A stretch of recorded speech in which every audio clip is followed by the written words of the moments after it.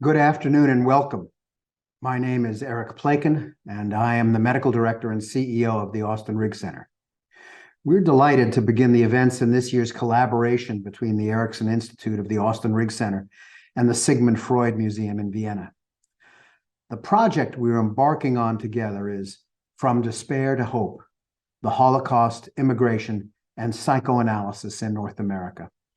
This topic is especially important given the rise of anti-Semitism in this country and around the world. The causes and effects of the Holocaust remain with us today. As psychoanalysts, we know something about the effects of trauma and the risks of its intergenerational transmission. Nevertheless, we have more to learn about these important contributors to human suffering. I'm so pleased that we can continue our learning in this conversation among three frankly beloved colleagues, Otto Kernberg, Tom Kohut, and Nancy McWilliams. As we begin, let me note that the Austen Riggs Center is in Stockbridge, Massachusetts, a town started as a mission to the Mahikaniak or Mohicans, who are the indigenous peoples of this land. With sometimes painful self-reflection and with humility, we acknowledge that we are learning, speaking, and gathering on their ancestral homelands. After enduring tremendous hardship and being forced from here, today their community resides in Wisconsin and is known as the Stockbridge Munsee community. We honor and pay respect to their ancestors, past and present, as we commit to building a more inclusive and equitable space for all. Thank you for joining us today. And would like to extend a very warm welcome to all panelists and all participants. And I would also like to take the opportunity, first of all, to thank Eric Plaken, Jane Tillman, and Alison Lotto for this wonderful collaboration. As you may know, today's event is in some way the prelude of an extensive collaboration that will include 4 Zoom roundtable discussions on the one hand, and the exhibition Organized Escape: Psychoanalysts in Exile on the other hand, an exhibition which will be on display at the Erikson Institute and at Austen Riggs in June 2023, and which stems from an exhibition that was developed here in Vienna in 2021 in collaboration with the members of the Arbeitsgruppe für die Geschichte der Psychoanalyse, the working group on history of psychoanalysis. Yes, and in this exhibition, we showed and we honored the engagement and the commitment of the international psychoanalytic community to save the threatened Jewish members of the Vienna Psychoanalytic Society after the Anschluss of Austria to Hitler Germany in 1938. Also, we were interested in the development and in the advancement of psychoanalysis in exile, especially in the United States. As scientific and clinical practice never take place in a vacuum, but always in a specific socio-cultural context, with the arrival of the Viennese analysts in the States, also shifts in the psychoanalytic theory building went hand in hand. Well, these developments, but also the personal fates and careers of emigres, the experiences of loss and adaptation are also the focus of our series. And I am particularly pleased that today Otto Kernberg will discuss his own experiences of emigration together with Thomas Kohut, who will discuss the experiences of his father, Heinz, together with Nancy McWilliams. After all, Tom Kohut is also the person to whom we owe this collaboration. Tom, in these last years, you have repeatedly pointed out how appropriate it would be to work together, given the interdisciplinary orientation of both the Sigmund Freud Museum and the Erikson Institute at Austen Riggs. Thank you so much for bringing us together for this exciting teamwork. And now I would like to turn the floor to Jane Tillman. Thank you. Good afternoon. Welcome to the first of 4 roundtables examining the experience of immigrants and refugees and how North American psychoanalysis has been shaped by this diverse group. My name is Jane Tillman. I'm the Evelyn Stephenson Neff Director of the Erikson Institute here at the Austen Riggs Center. The roundtables are part of a larger project that the Erikson Institute is embarking on in collaboration with the Freud Museum, Vienna, entitled From Despair to Hope: The Holocaust, Emigration, and Psychoanalysis in North America. As you've heard, this summer here in Stockbridge, Massachusetts, we will open an exhibition that has already been at the Freud Museum, Vienna, that tells the story of the organized escape of psychoanalysts from Vienna in the 1930s. I hope you will attend the remaining 3 roundtables, and if you're in Stockbridge this summer, we'd love to have you come and visit the exhibition. I also want to extend my thanks to Dr. Tom Kohut for arranging this collaboration, to the Freud Museum Vienna and Daniela Fenzi, and of course to Drs. Kernberg and McWilliams for their participation in this roundtable. Tom is a longtime member of the Council of Scholars of the Erikson Institute and the president of the Freud Foundation, and he brought our 2 institutions together to create this series for 2023. And I also thank our generous underwriters for this project, particularly Stephen Ackerman. Now some housekeeping. You'll find information in the chat function of Zoom about how to obtain continuing education credits for this program. Later in the program, we will take questions for Drs. Kernberg and Kohut through the question and answer function, not chat, through the Q&A function in Zoom. Please, as you're doing, continue using the chat to introduce yourself and tell us where you're joining from. We have a worldwide audience today. This webinar is being recorded. It will be available online free of charge in approximately 4 weeks. We're doing something interesting to augment this project. As part of our collaboration, we will be collecting stories about immigrant and refugee experiences. And we invite you to participate by contributing a written story, a short video or audio of your family or personal experience of immigration. And if you're a psychoanalyst, how this might inform your choice of profession. Instructions for how to participate in this oral history project are also in the chat. And now I'm delighted to introduce our moderator for today, Dr. Nancy McWilliams.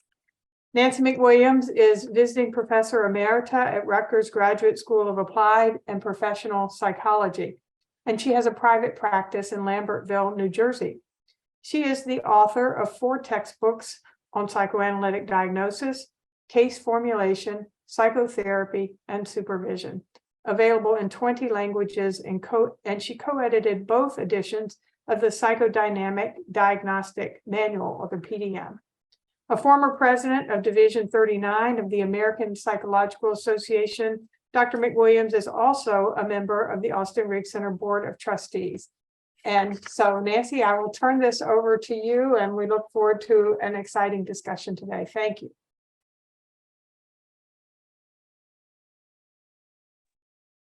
Thank you, Jane. It is my honor to moderate this roundtable discussion. Drs. Kernberg and Kohut are extraordinarily accomplished people, but rather than squandering much of our short time on introductions and awards, we all agreed to keep introductions to a bare minimum. So let me first introduce them, starting with Dr. Kernberg. Born in Vienna, Dr. Otto Kernberg and his family fled Nazi Germany in 1939, eventually emigrating to Chile. In 1961, he emigrated to the United States, joining the Menninger Hospital and Institute. Among other significant professional roles, he was most recently professor of clinical psychiatry at the College of Physicians and Surgeons of Columbia University. He's past president of the International Psychoanalytical Association, and he's the author or co-author of many books, most recently one very pertinent to our discussion, titled Hatred, Emptiness, and Hope. Now let me introduce Dr. Kohut. Dr. Thomas Kohut is currently Sue and Edgar Wachenheim III Professor of History at Williams College in Williamstown, Massachusetts. He's also a graduate of the Cincinnati Psychoanalytic Institute. Professor Kohut is president of the Freud Foundation of the United States. He has written several books. Most notably, his recent one is also relevant to our talk today, Empathy and the Historical Understanding of the Human Past. with those very scaled down introductions, we all had decided that we would start with Professor Kohut, and I'm going to encourage both panelists to talk both personally and more intellectually and theoretically and professionally about the impact of the refugee experience during and after the Holocaust. So, Professor Kohut, you are on. Okay, well, thank you so much.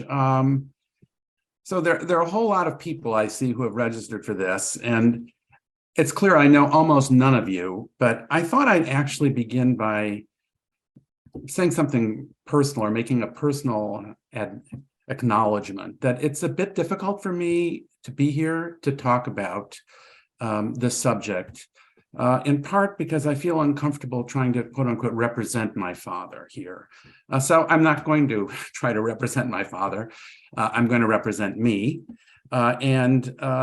What I am, as Nancy just mentioned, is, although I've had a psychoanalytic education, I am a historian and I'm an academic.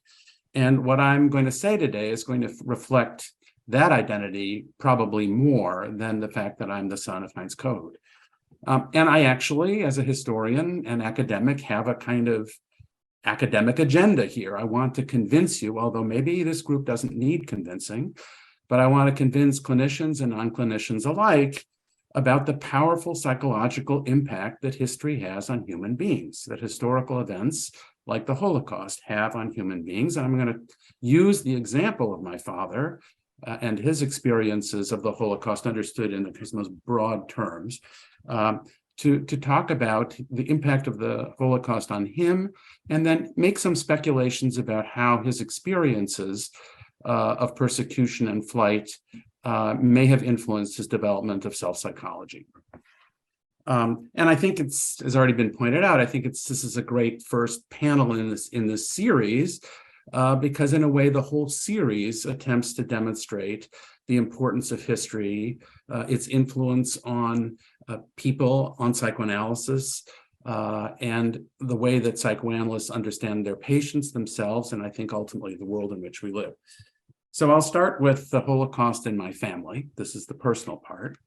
So the Holocaust in my family was basically never talked about. Roger Free makes this distinction between learned history and lived history. You can probably figure out what he means by those terms. The Holocaust as learned history was talked about extensively, but the Holocaust as lived history by the members of my family was virtually never talked about. My father never talked about the Holocaust, and he never talked about his experiences of anti-Semitic persecution in Vienna, either after the Anschluss with Austria in March of 1938 or before. And one of the things that I've come to appreciate in the last, 4 or 5 years, actually since going to Vienna as the Freud scholar, or I guess it's whatever, at the museum, what I've begun to appreciate with the new research project that I'm engaged with is just how virulent anti-Semitism was in Vienna already before 1938. And I've only now begun to appreciate just what my relatives, my Viennese Jewish relatives, probably experienced before the arrival of the Nazis, let alone what they experienced after the Anschluss. But my father never talked about his experiences of anti-Semitism before the Anschluss or afterwards. He never talked about the fact that he was expelled from the University of Vienna in April 1938. He was able to graduate with he got his medical degree because I think as the son of a World War I veteran, he was given this brief window to take all his exams and get his degree. But he got his degree, but he was forbidden, and it states it in a little red stamp on his diploma, he was forbidden ever to practice medicine in the Reich. He never talked about his experiences of the infamous pogrom Kristallnacht in November 1938. He never talked about how he managed to flee Austria in March of 1939, or how his mother, my grandmother, got out of Austria through Italy and came to the United States in 1940, quite late. He never told me that his best friend, Sigmund Levery, whom I knew well growing up, that Sigmund Levery's name had originally been Sigmund Löwenherz, and that Sigmund Löwenherz was in fact the son of Joseph Löwenherz, who was the head of the Jewish community in Vienna throughout the period of the Third Reich. He's a famous, or for some people, notorious figure, because as the head of the Jewish community in Vienna, he was tasked with organizing the deportation of the Jews of the city and the Jews of Austria in general to the east, where they virtually all, were killed. I think I'm actually studying Joseph Löwenherz. I think he was a basically very decent guy doing the best he could. But the fact that I never knew that Sigmund Levery's father was this extremely important historical figure is quite extraordinary for me. With one exception, he never talked about his aunts, his uncles, his cousins who were killed in the Holocaust. I hardly knew of their existence. I didn't know their names. I knew nothing about their personal stories. I've learned it since, but I didn't know it from him. And here's the cliched kind of almost, I don't know, it's so common as to be maybe cliched. I never really knew as a child or growing up that I didn't know these things. I knew somewhere that I didn't know these things, but I didn't think it was all that odd that I didn't know these things. Although clearly my curiosity about these matters came through, because I remember once I was having lunch with my father at the Art Institute in Chicago, and he said, "Tom, I know you want me to talk about my life in Vienna, but I can't. It makes me, quote unquote, too sad." Well, I sensed the sadness for sure, but I think I also sensed other things as well. I sensed fear on his part. I think the fear was largely for me, and I think somewhere in his mind there was the notion that if I were kept innocent of all this information, I would be somehow protected. I sensed guilt, which I now think probably was a form of survivor guilt, and I sensed humiliation and shame. So I think it's safe to say, it's an overused word, but I think it's safe to say that my father was traumatized by his experiences of anti-Semitic persecution and the Holocaust, persecution and which damaged him psychologically, but which he did not want to or could not face up to and process. Now, I think, as you all know, my father was not alone in this, and he's not the only psychoanalyst who's been traumatized by his or her experience of the Holocaust. And he's not the only psychoanalyst who was unable to speak openly about or even acknowledge the psychic damage that the Holocaust had done to him. And even, I think more strikingly, not able to talk about the damage that the Holocaust had done to others. Now, this moves us away a bit from Jews, but takes us to Germans, actually. Germans in the Second World War experienced an extraordinarily loss, suffering, and I think possibly also some buried guilt. And it's absolutely striking that not only was that suffering, those losses, that guilt not talked about in public in West Germany in the first few decades after the war, it didn't come up in psychoanalyses, in psychotherapy either. And the reason I think is clear. It didn't come up because it was too distressing for both the patients and for the therapists to talk about or to listen to. It's that kind of silence, this inability to acknowledge and face up to the damage that was done in the war and by the Holocaust, also characterized the response of psychoanalysts and psychiatrists to the victims of the camps, the concentration camps and the death camps, Jewish victims for the most part, but not only Jews. So not only were psychiatrists and psychoanalysts who were appointed by the West German government to look into compensation claims by inmates, not only did they deny that the camp experiences actually caused deep psychological damage, but Jewish psychoanalysts, not appointed by the German government, but in the United States, in England probably, I'm not sure about that, but certainly in the United States, Jewish psychoanalysts also downplayed the devastating psychological experiences of camp survivors. their ongoing suffering, their ongoing serious symptoms were generally attributed not to the camp experiences, but to their early life experiences in the family. I think here again, in part, the camp experiences were simply too traumatic for survivors and for psychiatrists and psychotherapists to talk about and listen to. And I think, obviously, this is more an academic point, but I think this tendency to turn away from the psychologically traumatic impact of historical events like the Holocaust was only encouraged by psychoanalysis, with its tendency to focus on unconscious wishes emanating from within the psyche, not from the environment, on drives and their defenses, and by its emphasis on the central psychological importance of early life experiences in the family.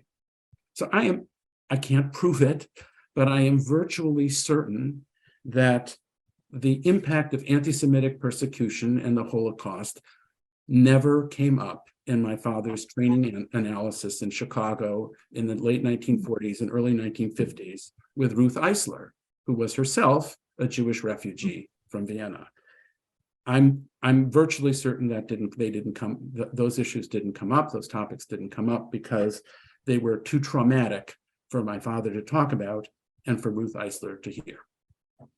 So, although I think my dad did not recognize or appreciate fully how much these historical events, these experiences had affected him and how much they had damaged him, actually, I do think they contributed to his development of self-psychology. And I have three very brief speculations about that. So in the first place, my father's self-psychology focuses primarily or heavily on the role played by the environment in shaping the psyche. So in contrast to what was then during his life called classical psychoanalysis, with its emphasis on intrapsychic drives, on innate libido and aggression and the defenses ranged within the psyche against them, the self for my father was the product of the internalization and transmutation of the responses of the environment to the person. And since, although this was not directly in my dad's work, I think it's implicit, since the environment that ultimately gives shape to the self includes the social and the cultural and the historical, not just the familial, I think that self-psychology opens up a space, at least, for an appreciation of the powerful impact that events like the Holocaust can have on human beings psychologically, and indeed history in general. So that's the first speculation. The second speculation is that my father's emphasis on narcissism can be attributed in part to the humiliation, the degradation, the powerlessness he experienced in the face of anti-Semitic persecution or anti-Semitism. And I suspect, in fact, that victims of racial persecution are often narcissistically damaged by that persecution, by their helplessness in the face of it. And that tragically, as we know, racial prejudice can be internalized by people, by its victims. So I think then that my father's emphasis on narcissism can be connected with his experiences of anti-Semitism, of being told, in fact, that he wasn't the cultured Viennese that he thought he was, but he was actually ultimately not even fully human. And third and last, I think that the centrality of empathy to my father's vision of psychoanalysis as a field of inquiry and way of treating human beings can be connected to his effort to understand how people, actual people, could have done what they did to him, to his family, and millions of others. For one of the features of empathy, and Nancy mentioned my book, I make this point extensively, for one of the features of empathy is that it reduces Nazi persecutors to ordinary, if still appalling, human proportions. I doubt that my father ever connected his emphasis on the environment in shaping the self, on narcissistic needs and narcissistic injuries, on empathy, with his own historical experiences. Nonetheless, I think they played a role in the development of self-psychology somewhere, and that self-psychology can, in fact, be understood as a post-Holocaust psychoanalytic psychology. So just to conclude, psychoanalysts, this is my argument, psychoanalysts and the rest of us need to appreciate the powerful psychological impact that history, culture, society, politics have on human beings, of which the Holocaust is only a particularly vivid and powerful example. And I think an appreciation of the ubiquitous power of psychological power of history will enhance the ability of psychotherapists to understand their patients who have been affected by historical events, and an appreciation of the influence of psychological factors in creating and in the experience and in the way people experience events like the Holocaust will enable psychoanalysts to have a positive cultural, social, and political impact. Because the case I guess I'm ultimately trying to make, and again, I may not need to make it to this audience, is that psychoanalysts don't exist in isolation in their consulting rooms, that the consulting room and consulting rooms and psychoanalysts are inherently part of the world. Thank you. Thank you very much for that vivid evocation that was both personal and theoretical. And I'm hoping for the same from Dr. Kernberg, to whom I will turn the floor over now to talk about your own experience as a refugee and your own reflections on what the Holocaust and refugee experience did to affect psychoanalysis in terms of theory, treatment, training, or anything else you'd like to talk about. Well, first of all, I want to thank Dr. Kohut. Very impressive way of relating his father's experience to his own way of analyzing the whole situation. I also observed the striking phenomena that Dr. Kohut described, the fact that the psychoanalysts who had escaped the Holocaust in Europe didn't talk about it, didn't mention it in themselves, nor in their patients in this country. There was a denial which was remarkable, and lack of both talking about the personal experience and the traumatic implications, and not even about the intellectual implications, the observation of this horrible development, the regression of German culture into savage primitivity.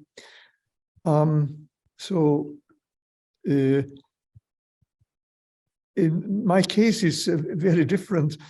I was a child. I was 9 years old when Hitler came into Vienna.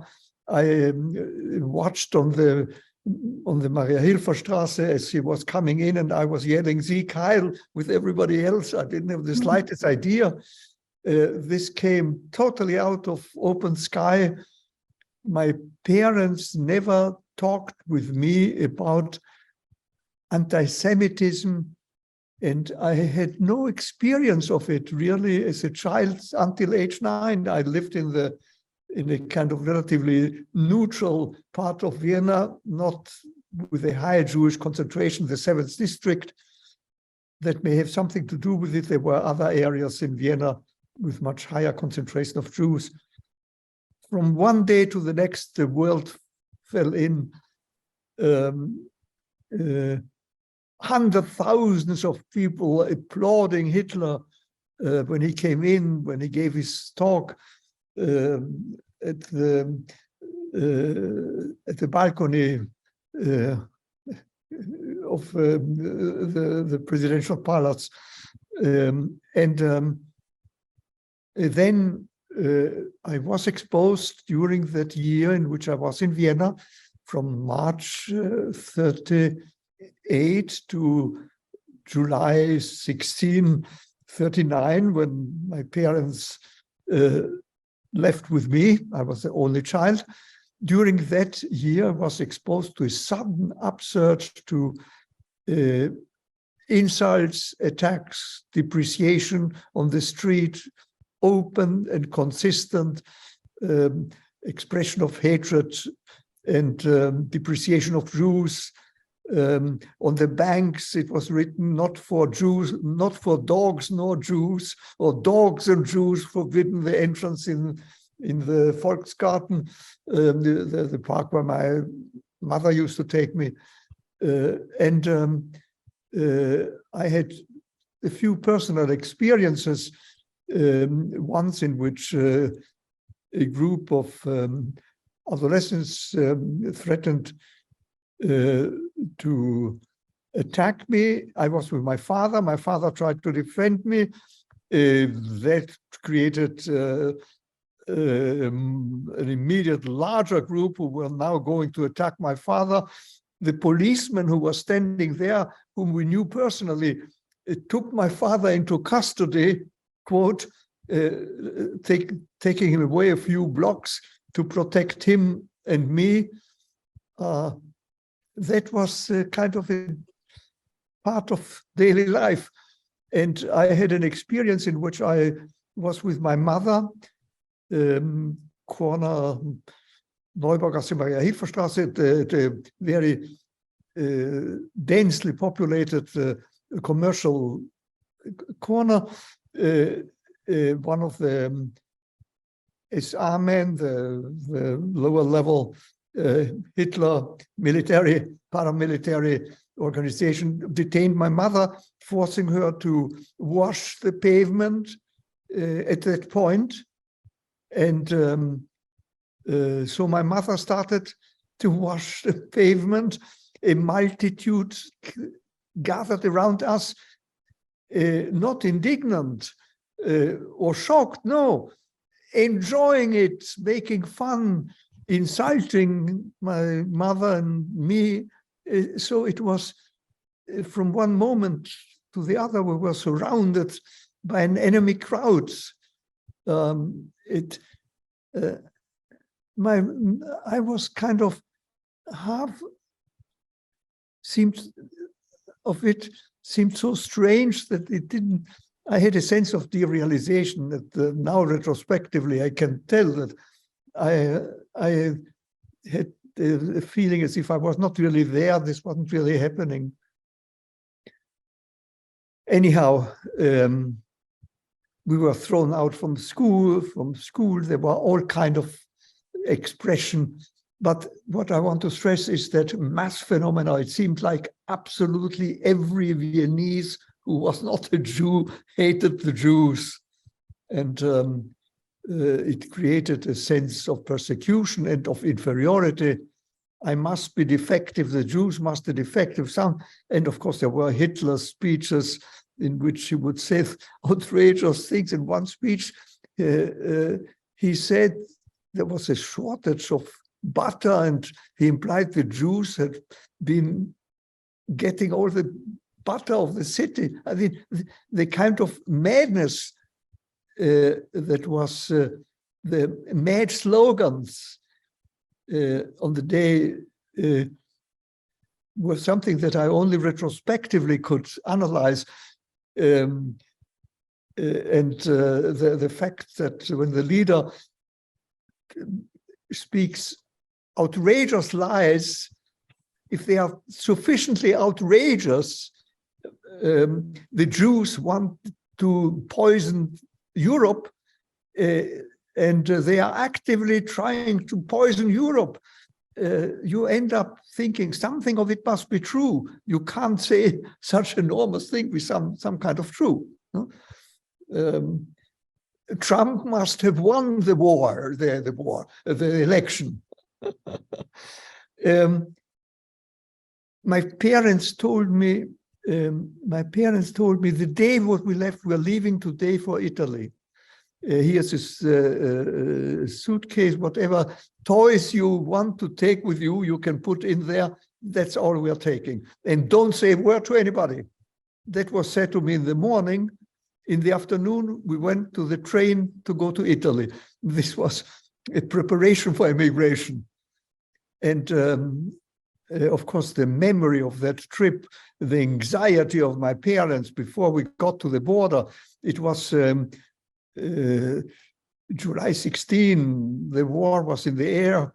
And of course, September 1st, the war broke out, borders were closed, everybody was caught. And at that point, out of the 120,000 Jews from Vienna, half of them could escape, 60,000 were caught, 10,000 went into hiding, 50,000 went into the death camps and were killed. All the rest of my family was killed, uncles, aunts, except one cousin who was vacationing in France. His father wrote to him, stay there. And he escaped eventually with a group of children. They crossed the Pyrenean mountains escaped into Spain. So that was my personal experience. I had a wonderful time in Chile. It was a friendly country. To be on the street without being afraid of being attacked by anybody, people being friendly, to be in a normal circle, it was like intensive psychotherapy. So the radical, so it's, I learned the language. I learned Spanish pretty fast. I got adjusted, involved in Chile, and I only discovered in my own personal psychoanalysis in Chile how much that ongoing sense of persecution was still inside of me.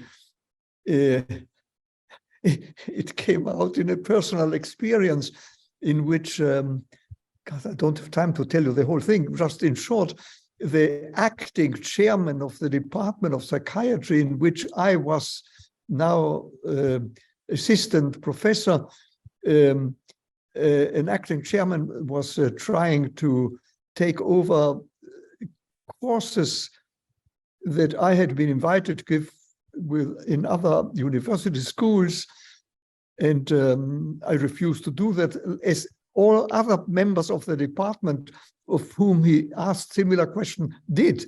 I mean, the man was totally inappropriate, but I couldn't judge that.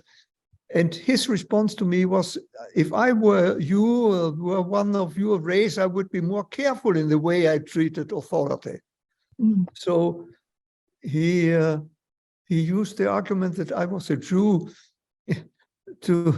and that produced such an intense shock in me that day I decided I had to leave. I went to the American embassy, find out about fellowships, scholarships, and this is how I got to the United States with the Rockefeller Foundation Fellowship to study psychiatry at Johns Hopkins.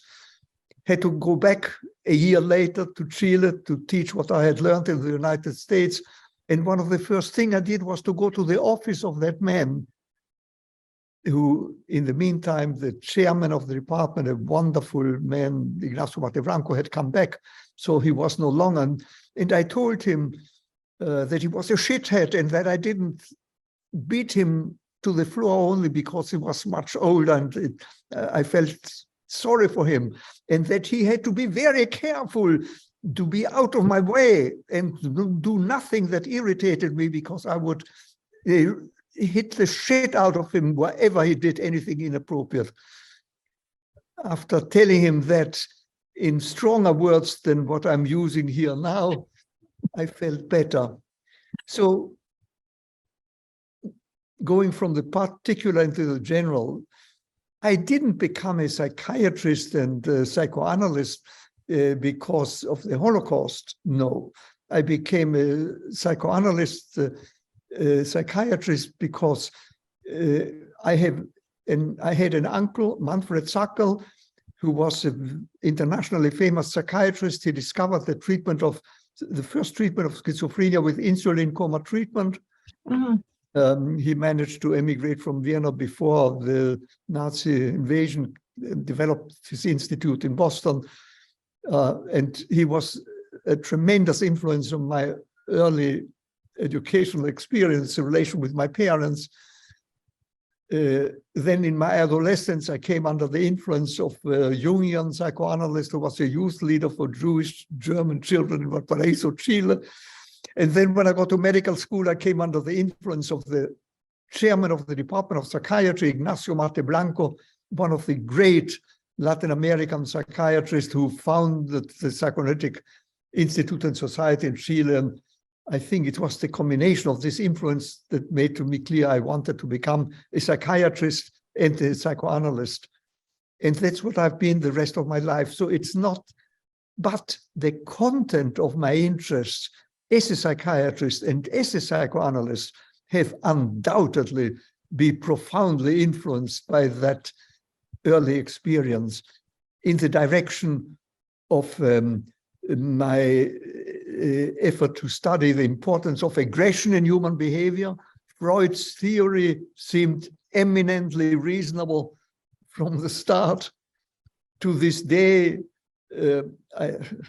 important changes in the concept of drive. I won't go into the technical discussion of that, but I am convinced that basically the struggle between love and aggression is the basic motivational conflict of human beings, and that motivated me to study and how come that individuals could so rapidly be transformed from ordinary human beings into beasts, ordinary human beings.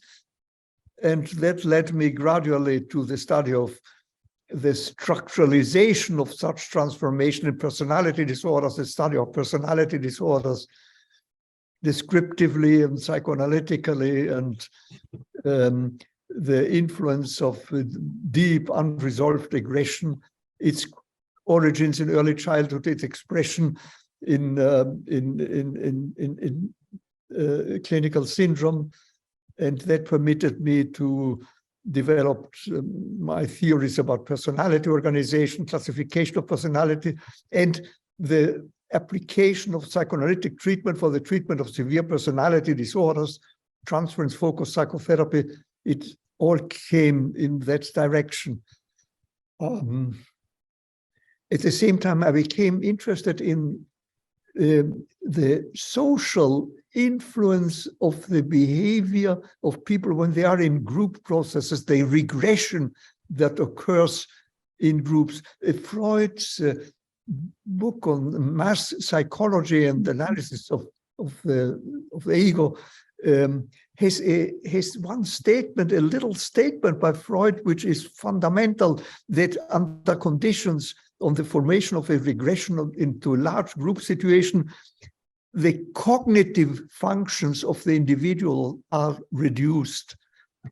One's personal intelligence is reduced, not only one's superego function.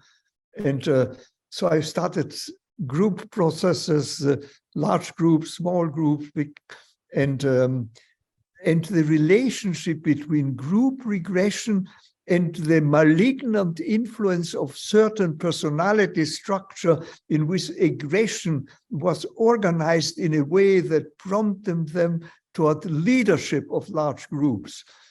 And that got me to study the psychology of malignant narcissism.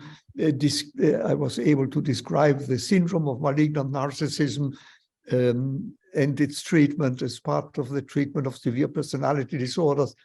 I'm involved at this point of studying the common feature of the influence of personalities such as Hitler, Stalin, Putin, Trump on their followers, because the similarity of the personality structure of these four, not to mention 10 others, is very striking. So I'm interested in the social dimension of conscious and unconscious functioning, both in its malignant effects and in the question of what can we do preventively? Can we do anything preventively?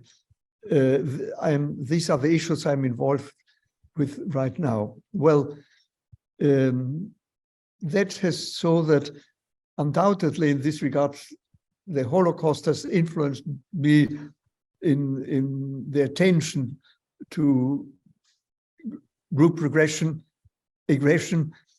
politically in powerful opposition to all political movements that tends to foster the development of regressive large groups, the isms, the utopian movements that go from the communist illusion to the craziness of Quanon, nationalistic regression, as well as regression on the left, because I think that the human tendency to prevalence of aggression in the manifestations of large socially organized groups under conditions of severe splits of the society is a universal phenomena, and we are slowly learning about it, and hopefully we'll be able to eventually do something in our educational efforts. I won't go into what kind of things should be done. Anyhow, and in the international scene, it has made me, of course, strongly identified with Israel as a country where Jews are no longer persecuted and tread upon, but exert their own power and authority. So I'm unashamedly pro-militarily powerful and strong Israel, and it's doing all it can to defend itself. So in this regard, I am clearly also influenced by that experience. It should never, never happen again. Okay. Let me interrupt you there. I guess you reached a kind of stopping point. I'd like to open it now to more of a conversation among the two of you and me. And I think I'd like to start with the issue of silence that Dr. Kohut raised. There are some exceptions to the silence. Dr. Kernberg has been one such exception. Dory Lau has been another, Martin Bergman, Anna Ornstein, Robert Prince, Henry Christel, Judith Kestenberg, and some other people, but mostly the silence has been deafening, as they say. Since the turn of the century, we seem to be coming to a point where we're talking about this more. Jack Drescher has written about it. Sophia Richman wrote about her experience as a hidden child. Emily Kuriloff has interviewed both of you, I know. Bamik Volkan has written about this, and Jack Drescher has written about it, and some other people as well. So it seems like we are opening up now, but I kind of like to understand the silence, and also because my own interest is in individual differences, try to understand individual differences and who could talk about it and who couldn't talk about it. I've often been struck by individual differences in areas like this, and how we have to apply the psychoanalytic idea of overdetermination and multiple function, and that anything that's this much of an issue, the silence, is multiply determined and differentially determined, and I don't want to get reductionistic about it. But one idea that I ran into in Kuriloff's recent, or 2014 book, was that those people who were able to talk were people who felt a very strong history of maternal love. So I'm curious if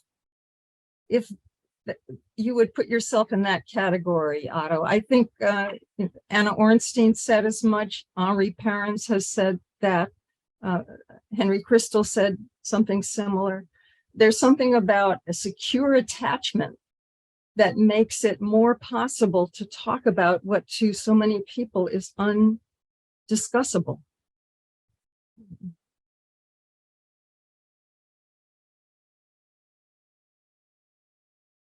So I'm basically asking if you think, Otto, that your mother's love for you allowed you to integrate what you went through to the extent that you could talk about it more than a lot of people, more than Tom's family, for example.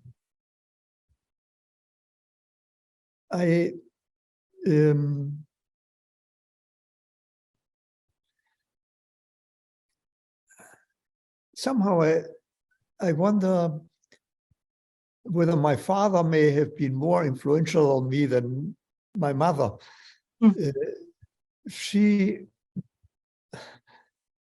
My mother had a paranoid attitude. My father was he was a Austrian patriot. He was a monarch. He was a monarchist, a Jewish monarchist, not infrequent at that generation in Vienna. He loved Vienna. Every weekend he would get me through the city to show me issues about Austria. I was deeply involved in the history of Austria, proud to be an Austrian. During the emigration, I formed part of Free Austria movement in Chile, and we would parade on the street of Valparaiso. So that on the one hand, and at the same time, my father was very interested. He had fought in the First World War, was decorated, highly decorated in the First War, fell prisoner on the Italian front a few months before the First World War ended, was interested in military history, read about military books. So through him, I got a sense that you get armed and stand up and fight. To my mother, just the suspiciousness and the fear, but it was more that identification with my mother. And my mother was right. He didn't want to, he thought this phenomenon is going away. Let's just wait. Everything is, he was not going.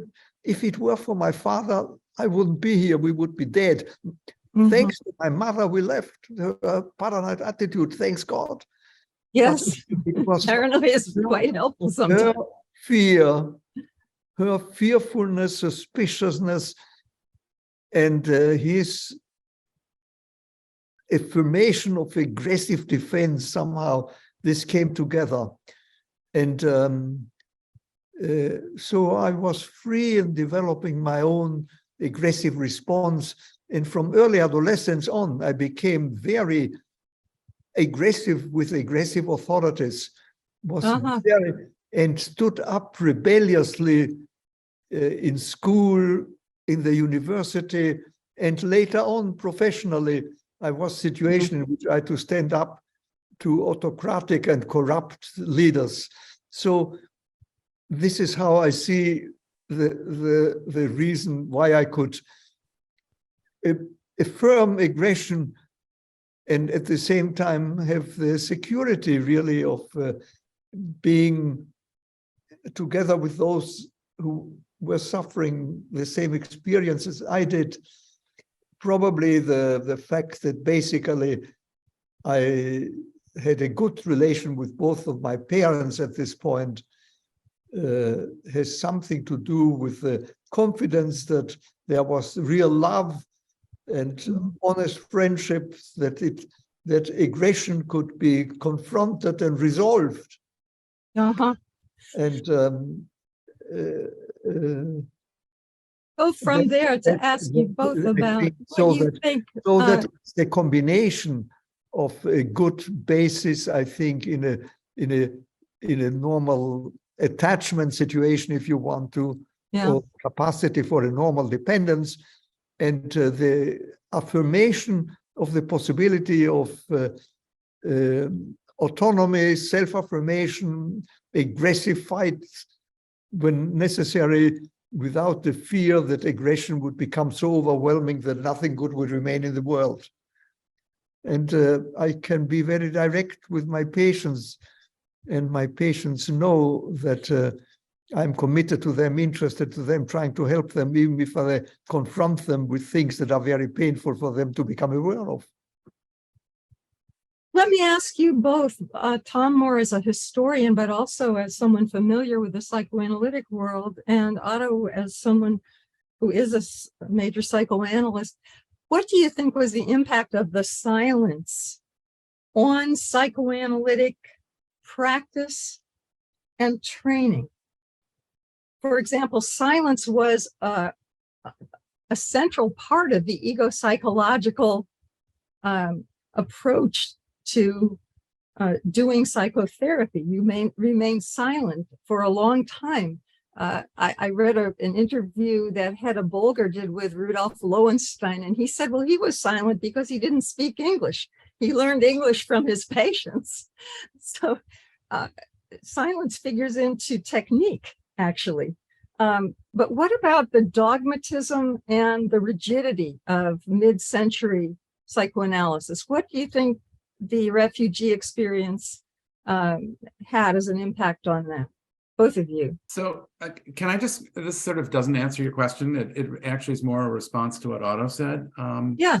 But it does ultimately reflect this. I think it's to the silence as well. So the one just interesting aside is that my father's mother, like Otto's mother, was a little paranoid, or maybe more than a little paranoid. And I think it's very interesting that her side of the family all left.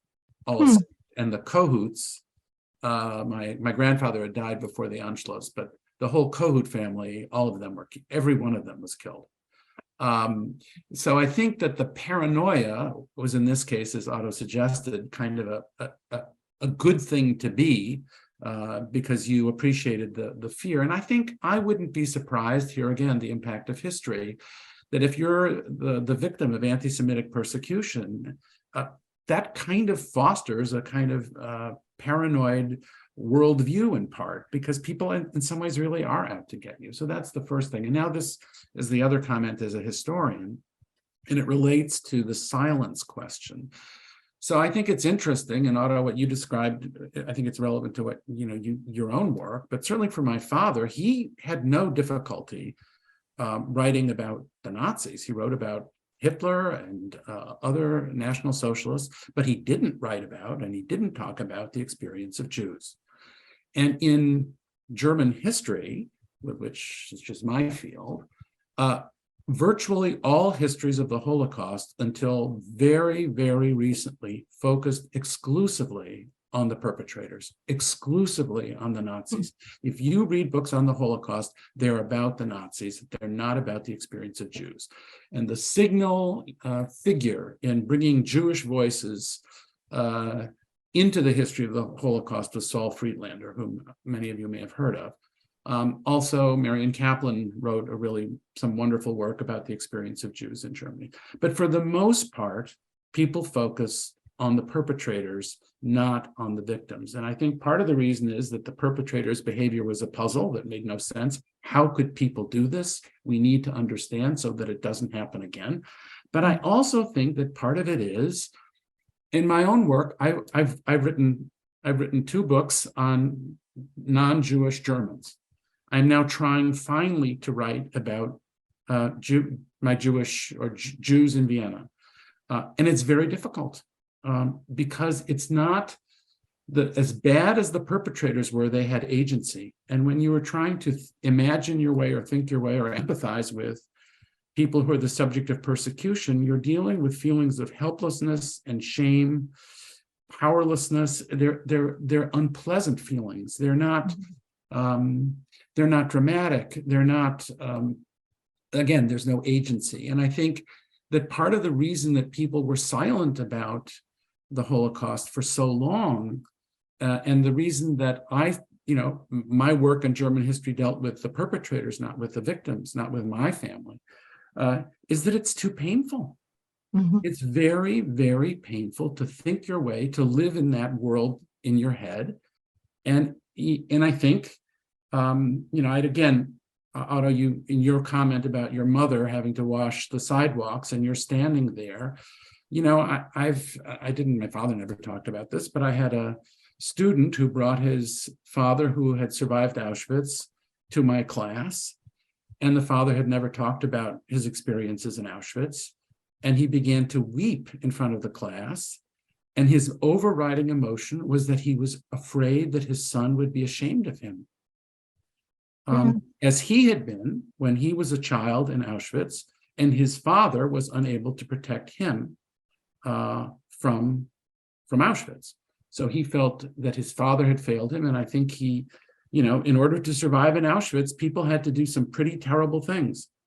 And I think part of the reason for the silence is that it's very, very painful and shameful and difficult to live in your imagination. And so it's easier to talk about the perpetrators.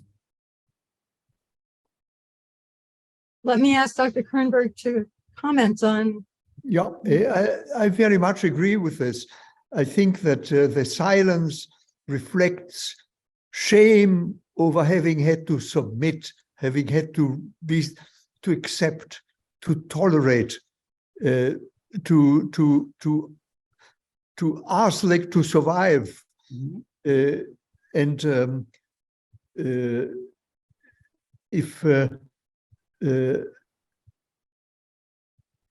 If the hatred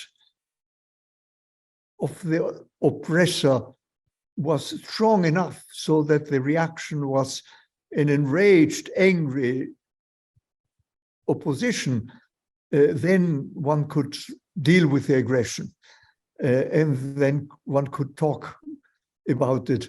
But the destiny, unfortunately, the Jews couldn't defend themselves. There wasn't a secret Jewish league throwing bombs to the buildings of the police. There was not a movement, nothing.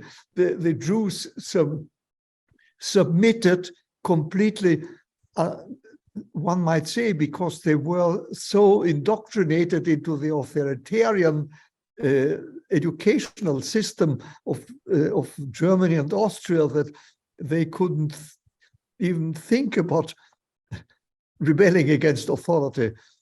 And well, we also know realistically from, for example, the Warsaw Ghetto, that Jews who did rebel got decimated. So, and then the Nazis could have said, see, we had to put down these rebels.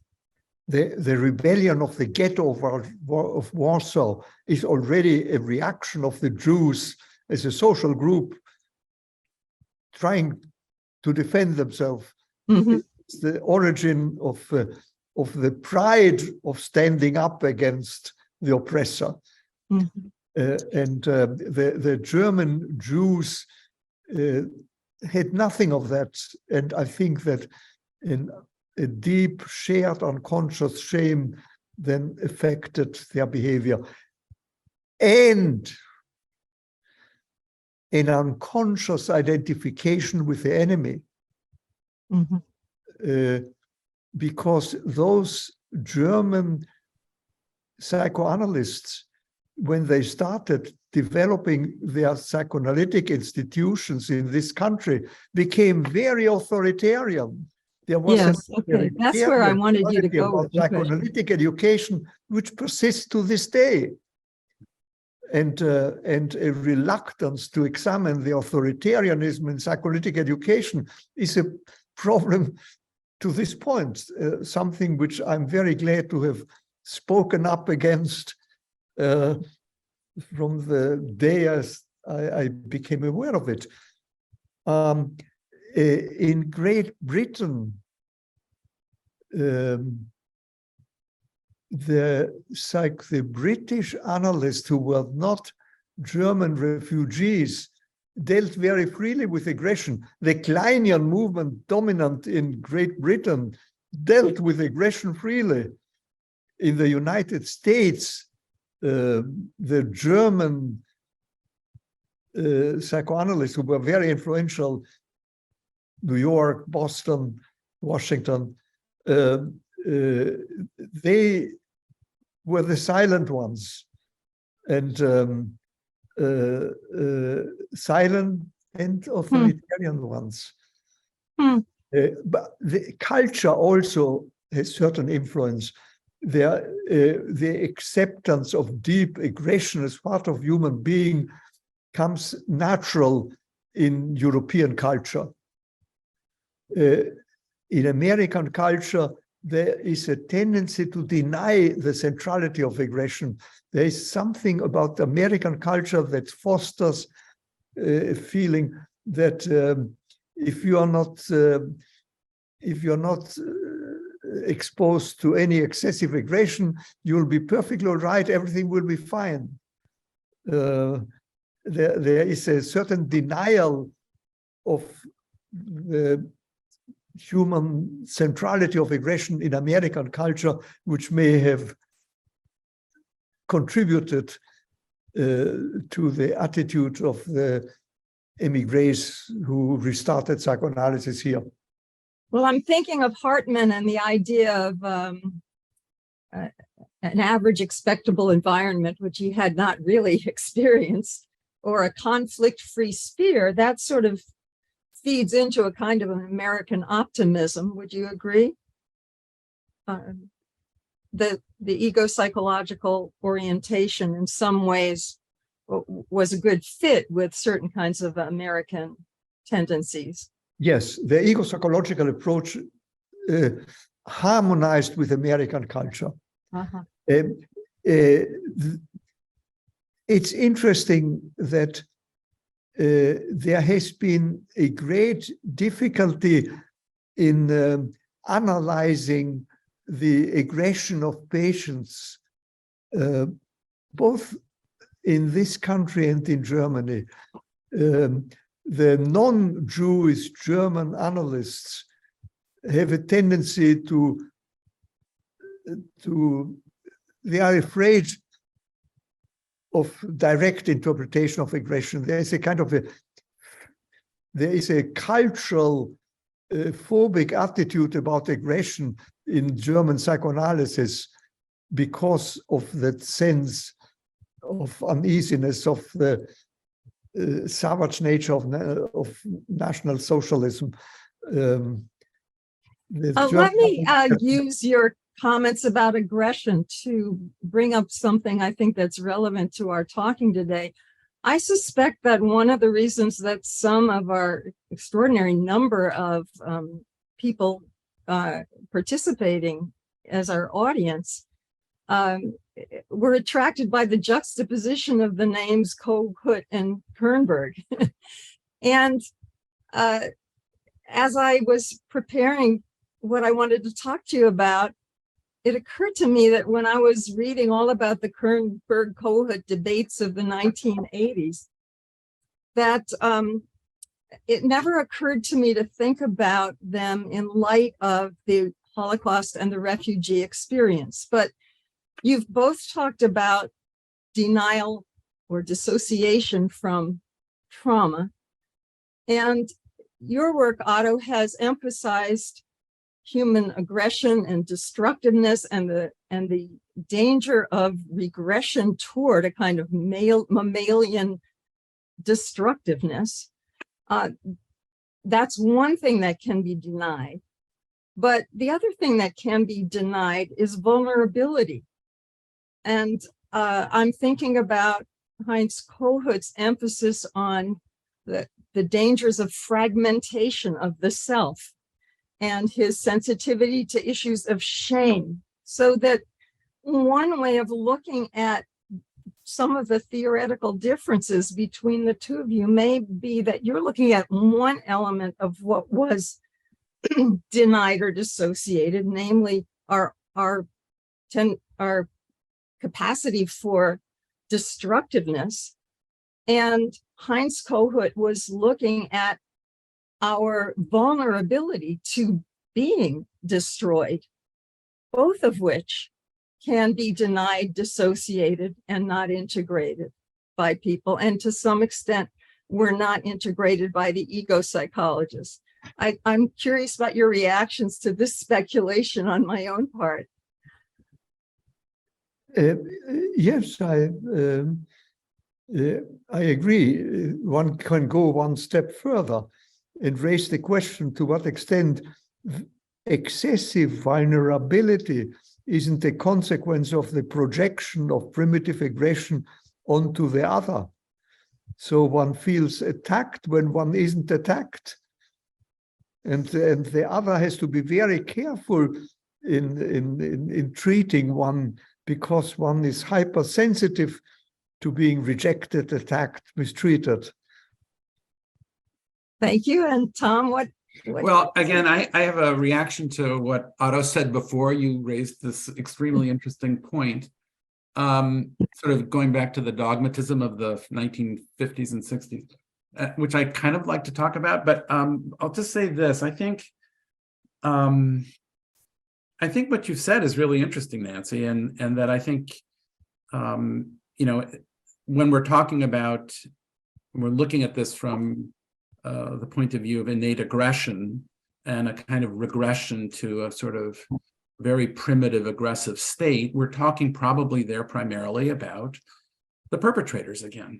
And my father, I think, as I mentioned, he did write about the narcissistic vulnerabilities, I think, of Germans, why a figure like Hitler, as this sort of idealized, grandiose, frankly, megalomaniacal figure, could serve a certain idealizing function for Germans who felt defeated, demoralized, depressed, helpless in the face of the loss of World War I, of the hyperinflation of 1923, which life seemed completely out of human control, and then the Depression.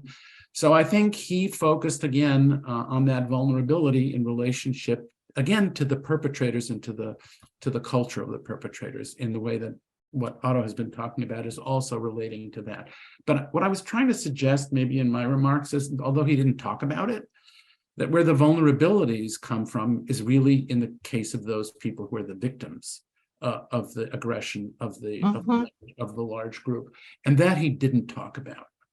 And I think if we look at the model of Jews in Europe, particularly during the 30s, there were really two models. There was the Zionist model, which was the more aggressive model, which was, let's go and found our own state in Israel, in Palestine, state of Israel and Palestine. And there was the assimilationist model, which is lick ass, I think was the word you used, Otto, to describe this.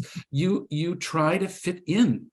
You convert to Protestantism or Catholicism. You try to become one of these. You are incredibly obedient and dutiful.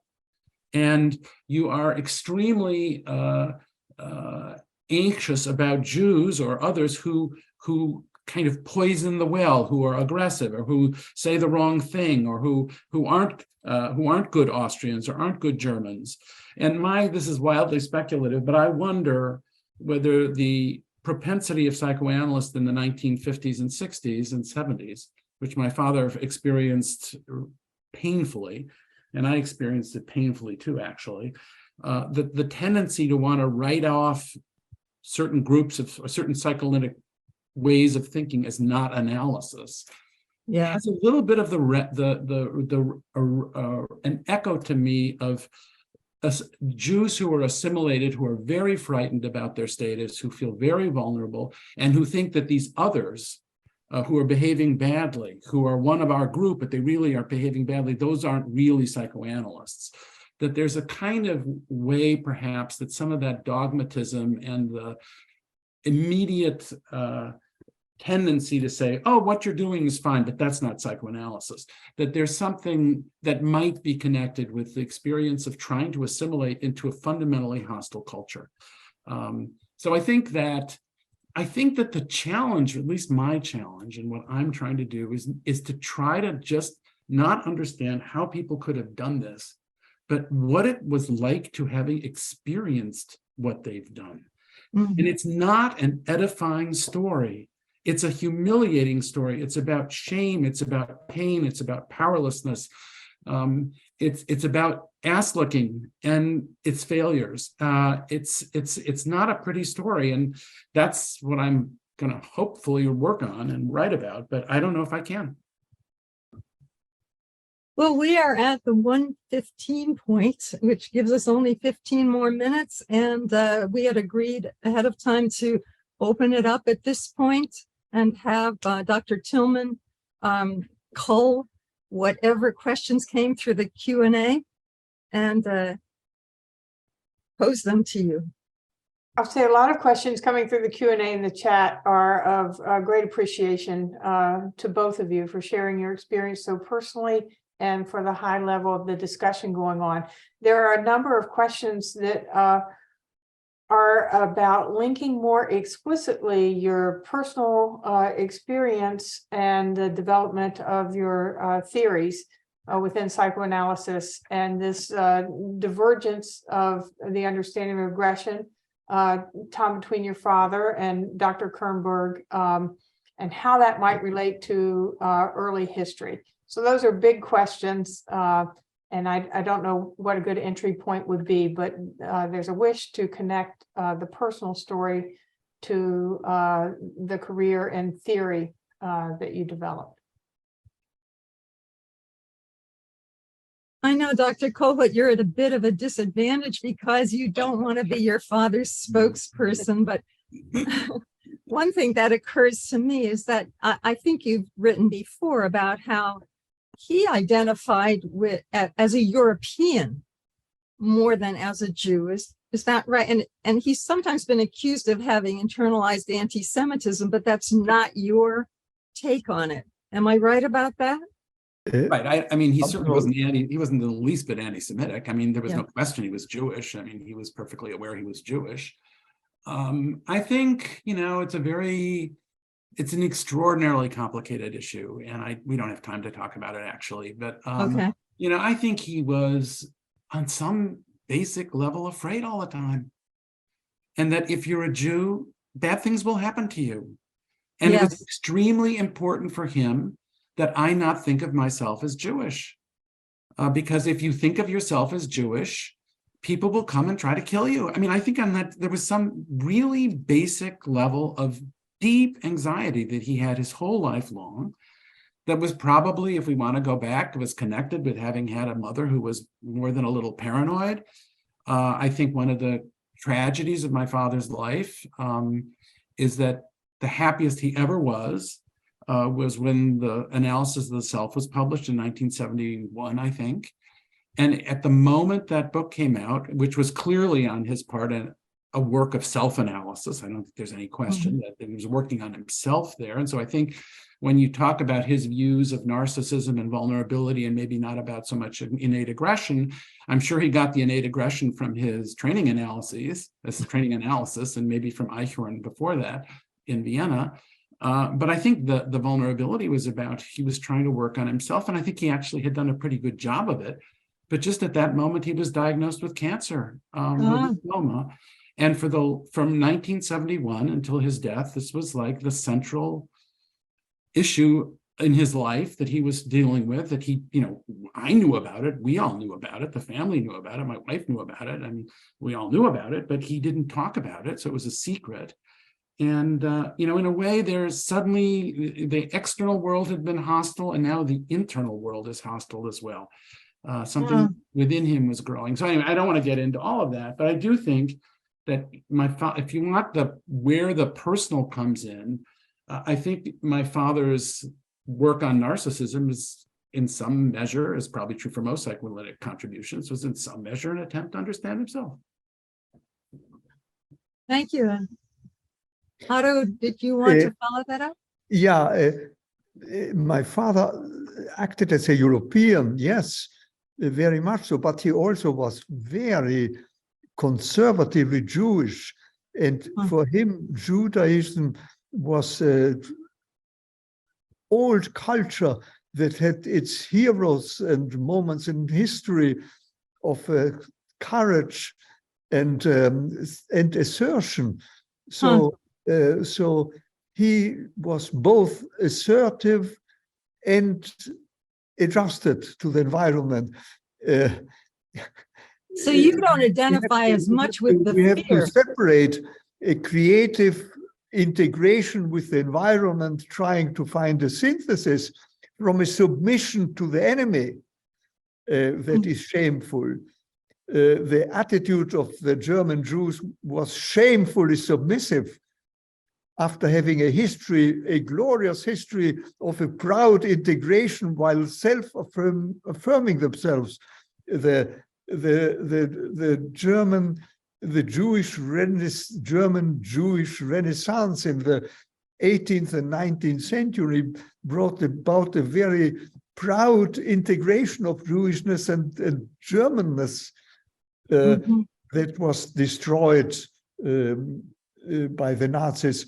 It is true that there was a strong anti-Semitism in German culture, but there was also a strong assimilation that was affirming the combination of both values. That's an important differentiation what has to make. The psychoanalysts who are intolerant of those who are not doing psychoanalysis, I mean, the ultra-rigid psychoanalysts, that's clearly a defensive function of people who, for whatever reason, I'm not getting into it, are allergic to research and scientific progress. And going once again to my personal life, I'm a proud Jew and I'm married to a Catholic woman who is a proud Catholic, and I find that we make a wonderful combination. So that's there's an alternative to submissive assimilation.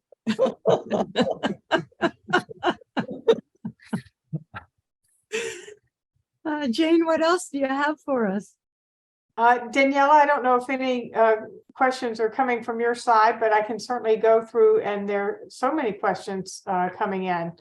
I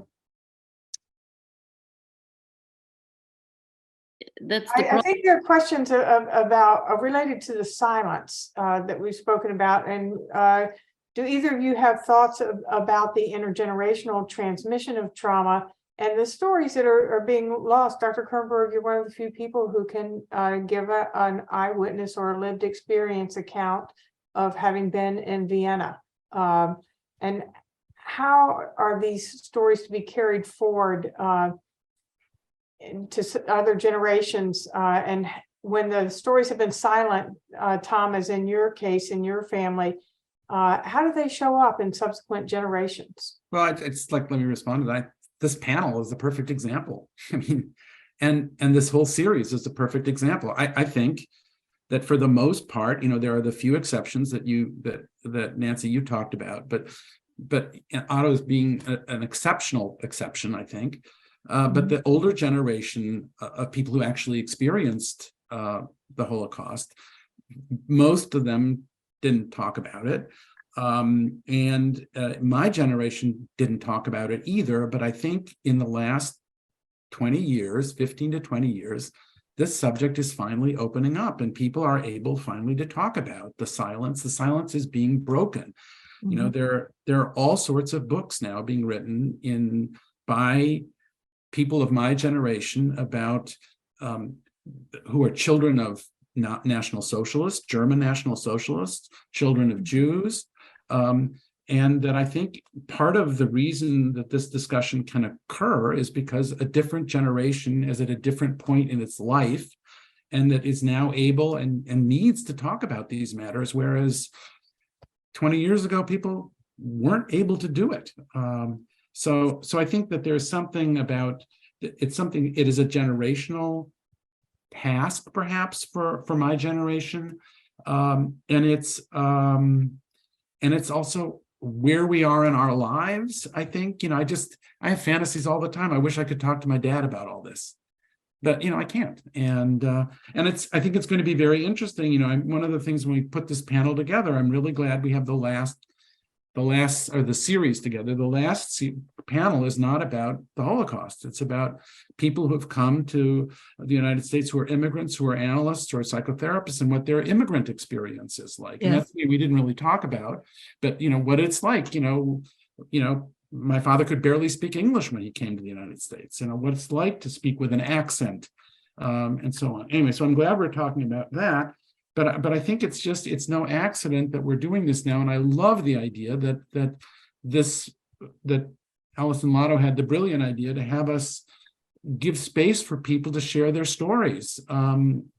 on this program. And so I hope people will do that, to talk about what their parents experience, because, you know, I'm not sure if my children are that interested in this stuff. But I feel, you know, like a passionate need for us to engage with it.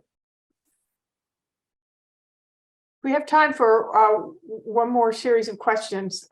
This is a question. Both Dr. Kernberg and Dr. Kohut have written about empathy. Why do we lack so much empathy in U.S. culture? We're more a shaming and canceling culture. We're so polarized. Can empathy be cultivated? If so, how? Would you both speak to how we extend empathy to both sides, to Nazis and Jews, to white supremacists in this country, and to those of color? Can this help us mend our splits? What's the role of empathy and the profound cultural splitting that we see?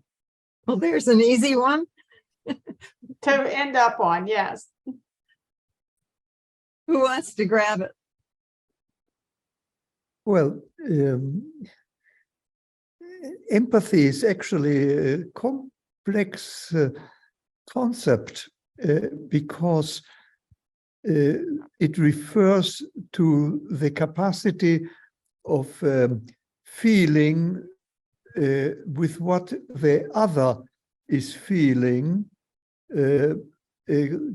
concordance with the central subjective experience of the other person, while having a clear sense of our being different persons. So empathy, in contrast to fusion or symbiosis, means feeling with another person who at the same time is respected, considered, and accepted as another person. But that is only one aspect of empathy. Sometimes empathy means to be empathic with the feeling of those who the other person can't stand. And so that one is empathic with the hatred that the other person has to a third one, and one can see the perspective of the third one. And sometimes as a therapist, you have to be empathic with the patient and sometimes with the patient's objects. These are the, in technical language, the concordant and complementary aspects of countertransference. The broader... But, I think the question was to apply it to the contemporary political scenes. So let me give Dr. Kohut the last word here and see if you have some thoughts about that as a historian. So, and I've obviously I spent years working on empathy and reading about empathy, and empathy is not just simply a force for good and understanding and compassion. It's also can be used to destroy people. It's you think your way inside the experience of another person in order to find their weak link and in order to know how to manipulate it and so on. So it's but I think what's difficult in the United States right now is I think there is an anxiety about, I don't want to use the word aggression, but that there's a kind of people are uncomfortable with the whole postmodern kind of everything is a bit up for grabs, and they want to have very clear boundaries and clear identities and essentialize things. And I think that part of the self-righteousness is about anxiety. Again, this is my dad, but it's me, that there's a kind of vulnerability and fragility behind that feels very much at risk. So I think, it's very, very difficult to, but I think essential that we try to understand Trump supporters and that Trump supporters try to understand us. But to get back to what Otto said early on in this, there's a time when empathy has to stop and you need to fight. There's some times when you have to stand up and you need to fight. And I think, that's the challenge that I feel is that, I do my best to be empathic with people with whom I disagree profoundly and with whom I generally have almost no contact because we all live in our own bubbles. But at some point, we still need to stand up for who we are and what we believe. So I think it's just finding the balance between empathy and then assertiveness for one's own values and beliefs is a really tricky thing. Well, thank you both. Yes, I want to thank Dr. Kernberg, Dr. Kohut, Dr. McWilliams, my colleague, Dr. Fenzi at the Freud Museum. And we've had a really wonderful first roundtable. And I encourage all our participants to attend our second roundtable, which will be on Saturday, February 11th. That will address refugee psychoanalysts 1920 to 1955, enriching psychoanalysis in the Americas. So I invite you all to return for the next in the series of roundtables on February 11th. So thank you all.